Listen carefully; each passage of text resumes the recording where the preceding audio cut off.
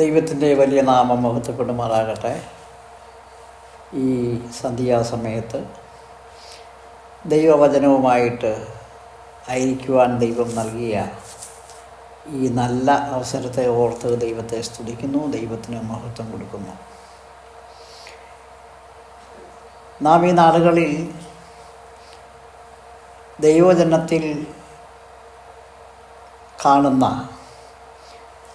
പല പ്രധാനപ്പെട്ട വിഷയങ്ങളെയും അത് വളരെ ഗൗരവകരമായിട്ട് കാണുകയോ ഗൗരവകരമായിട്ട് മനസ്സിലാക്കുകയോ ചെയ്യാത്തതിൻ്റെ ഒരു വലിയ പരാജയം നമ്മുടെ ആത്മീയ ജീവിതത്തിൽ ഉണ്ട് എന്നത് ഒരു യാഥാർത്ഥ്യം തന്നെയാണ്. വിശ്വാസ ജീവിതത്തിൽ ഏറ്റവും പ്രധാനപ്പെട്ട ഒരു വിഷയമാണ് ദൈവത്തിലുള്ള വിശ്വാസം എന്നത്.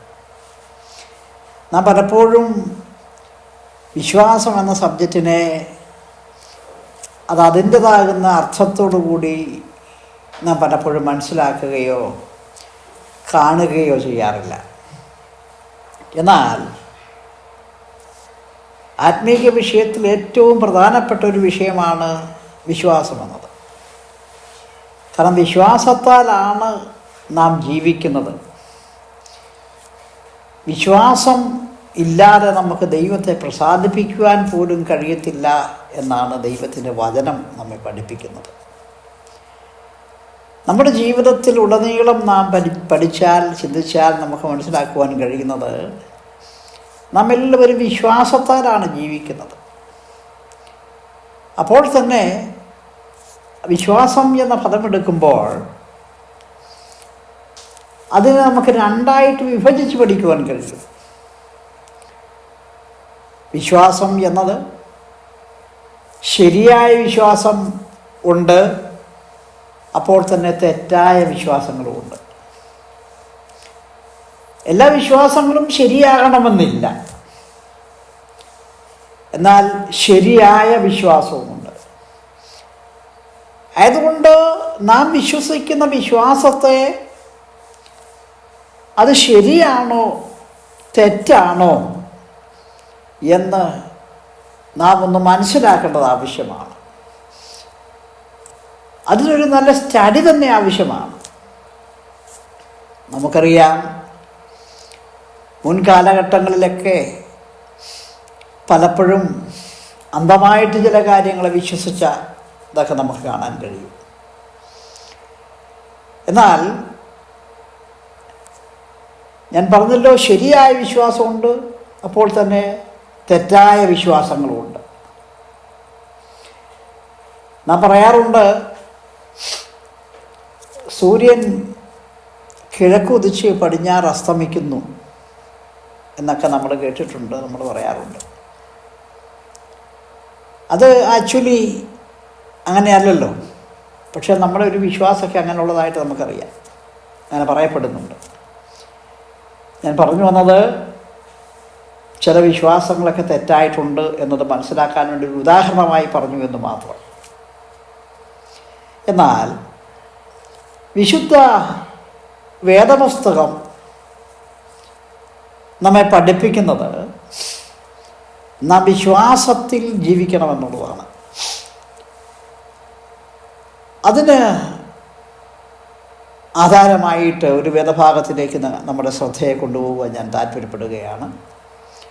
എബ്രായ ലേഖനം 11 അധ്യായം അതിൻ്റെ 1 വാക്യം നാം വായിക്കുമ്പോൾ, വിശ്വാസം എന്നതോ ആശിക്കുന്നതിൻ്റെ ഉറപ്പും കാണാത്ത കാര്യങ്ങളുടെ നിശ്ചയവും ആകുന്നു. അപ്പം നമുക്കിവിടെ മനസ്സിലായി വിശ്വാസത്തിൻ്റെ ഒരു ഡെഫിനിഷൻ എന്താണെന്ന് മനസ്സിലായി. കാണാത്ത കാര്യത്തെക്കുറിച്ചുള്ള ഒരു ഉറപ്പ് അല്ലെങ്കിൽ ഒരു നിശ്ചയം, അതാണ് വിശ്വാസം.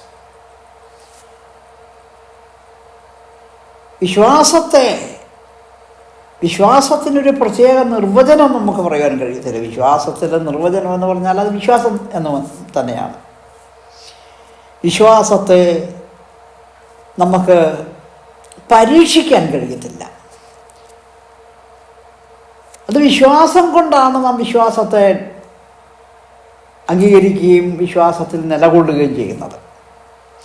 ഇവിടെ നാം വായിച്ചത്, വേദപുസ്തകത്തിൽ വായിച്ചത്, വിശ്വാസം എന്നതും ആശിക്കുന്നതിൻ്റെ ഉറപ്പ്, കാണാത്ത കാര്യത്തിന്മേലുള്ള ഉറപ്പ്, അതിന്മേലുള്ള നിശ്ചയം, അതാണ് വിശ്വാസം. അപ്പോൾ നാം ദൈവത്തിൽ ആഴമായി വിശ്വസിക്കണം, ദൈവവചനത്തിൽ ആഴമായി വിശ്വസിക്കണം. നാം വിശ്വസിക്കുമ്പോൾ, ദൈവത്തിൽ വിശ്വസിക്കുമ്പോൾ, ദൈവവചനത്തിൽ വിശ്വസിക്കുമ്പോൾ, അത് ദൈവം നമ്മുടെ ജീവിതത്തിൽ അനുഗ്രഹമാക്കി തീർക്കും. അതുപോലെ നാം ദൈവസന്നിധിയിൽ പ്രാർത്ഥിക്കുമ്പോൾ നാം വിശ്വസിച്ചുകൊണ്ട് പ്രാർത്ഥിക്കണം എന്നാണ് വിശുദ്ധ വേദപുസ്തകം നമ്മെ പഠിപ്പിക്കുന്നത്. നാം പ്രാർത്ഥിക്കുന്ന വിഷയത്തിന്മേൽ നമുക്കൊരേറിയ വിശ്വാസം വേണം. ദൈവം നമ്മുടെ പ്രാർത്ഥന കേൾക്കും എന്നും, നമ്മുടെ പ്രാർത്ഥനയ്ക്ക് ദൈവം പരിഹാരം നൽകും, വിടുതൽ നൽകും എന്നും ഉള്ള ഉറച്ച ഒരു വിശ്വാസം നമുക്ക് നമ്മുടെ പ്രാർത്ഥനയിൽ ഉണ്ടായിരിക്കണം. മത്തായി സുവിശേഷം 21-ാം അധ്യായം അതിൻ്റെ 22-ാം വാക്യം വായിക്കുമ്പോൾ, നിങ്ങൾ വിശ്വസിച്ചുകൊണ്ട് പ്രാർത്ഥനയിൽ എന്ത് യാചിച്ചാലും നിങ്ങൾക്ക് ലഭിക്കും. ഇതൊരു പ്രസ്താവനയാണ്, ഇതൊരു ഉറപ്പാണ്. വചനത്തിൽ കൂടി ദൈവം നമുക്ക് നൽകിയിരിക്കുന്ന ഒരു ഉറപ്പാണ്. മറ്റൊരു വിഷയം ഇതിനകത്തുള്ളത്, നാം വളരെ ആഴമായി മനസ്സിലാക്കേണ്ട ഒരു വിഷയം,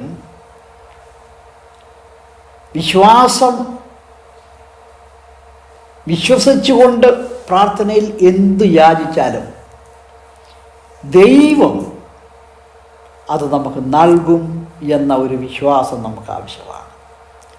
കാരണം നാം ദൈവത്തോടാണ് പ്രാർത്ഥിക്കുന്നത്, സർവശക്തനാകുന്ന ദൈവത്തോടാണ് പ്രാർത്ഥിക്കുന്നത്. നമ്മുടെ ആവശ്യങ്ങളിൽ, നമ്മുടെ പ്രാർത്ഥനയിൽ ദൈവത്തിന് പ്രവർത്തിക്കാൻ കഴിയും എന്ന ഒരു ഉറച്ച ബോധ്യം അല്ലെങ്കിൽ ഒരു വിശ്വാസം നമുക്ക് വളരെ അത്യാവശ്യമാണ്. അങ്ങനെ വചനം വായിക്കുമ്പോൾ നമുക്ക് കാണുന്നത്, നിങ്ങൾ വിശ്വസിച്ചുകൊണ്ട് പ്രാർത്ഥനയിൽ എന്ത് യാചിച്ചാലും നിങ്ങൾക്ക് ലഭിക്കും. യോഹന്നാന്റെ സുവിശേഷം 15-ാം അധ്യായം അതിൻ്റെ 7-ാം വാക്യം നാം വായിക്കുമ്പോൾ, നിങ്ങൾ എന്നിലും എൻ്റെ വചനം നിങ്ങളിലും വസിച്ചാൽ നിങ്ങൾ ഇച്ഛിക്കുന്നത് എന്തെങ്കിലും അപേക്ഷിച്ചാൽ അത് നിങ്ങൾക്ക് ലഭിക്കും, അത് നിങ്ങൾക്ക് കിട്ടും. വളരെ ശ്രദ്ധിക്കേണ്ടതായിട്ടുണ്ട്. നിങ്ങൾ എന്നിലും എൻ്റെ അയാൾ നമുക്ക് നമ്മുടെ വിശ്വാസത്തിൽ തുടരുന്നതിന് തടസ്സമായിരിക്കുന്ന വസ്തുതകളെ നീക്കിക്കളഞ്ഞുകൊണ്ട് നമുക്ക് ഈ ദിനങ്ങളിൽ മുന്നേറുവാൻ ദൈവം നമ്മെ സഹായിക്കട്ടെ. ഈ വിഷയത്തെക്കുറിച്ചുള്ള വീണ്ടും അടുത്ത ചില എപ്പിസോഡുകളിൽ നമുക്ക് തുടർമാനമായിട്ട് ചിന്തിക്കുവാൻ കഴിയുന്നതാണ്. ദൈവം നമ്മെ അനുഗ്രഹിക്കുമാറാകട്ടെ. സ്തോത്രം.